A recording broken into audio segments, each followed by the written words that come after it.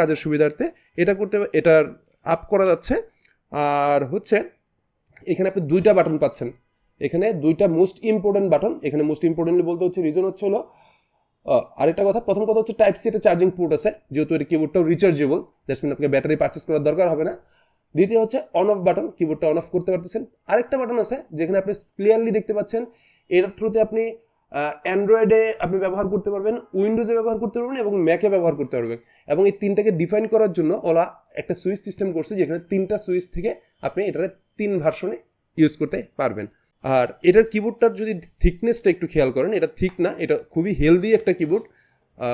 যারা গেমিং টেমিংয়ের জন্য পছন্দ করেন তাদের জন্য পারফেক্ট আছে। যারা একটু কি বলে লুকস একটু গর্জিয়াস চাচ্ছেন, যে একটু হেভি ওয়েট কিছু হোক, তাদের জন্য হেভি ওয়েট এই লুকস।